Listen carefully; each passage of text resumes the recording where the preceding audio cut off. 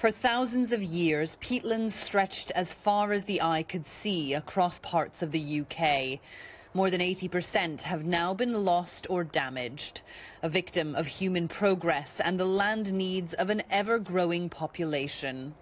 Grace Hervey and Helen Powell are on a mission to save what's left of the peat in this part of southwest England. More than $60 million is being spent nationally to protect and restore a habitat that is incredibly effective at locking away carbon. It's just got so much water retention in it. But it needs to be wet to survive. And for generations, landscapes like this have been drained for grazing, farming or housing. Now we understand that draining our wetlands is not the right way to go at all. They start to emit carbon instead of locking up and storing. We're just resetting the clock, taking away that initial anthropogenic impact and resetting the site to where it needs to be. Work is now underway to protect the peatland here at Canford Heath in Dorset. Site surveys, water level monitoring and plugging gaps that were previously created to drain the land are part of the plan. It should improve biodiversity and protect the specialised plants that can grow in these waterlogged conditions.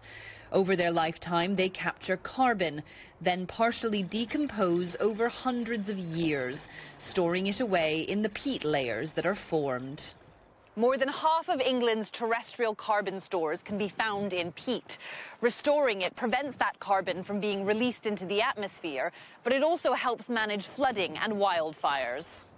Houses next to this heath had to be evacuated when fires swept through here in 2022.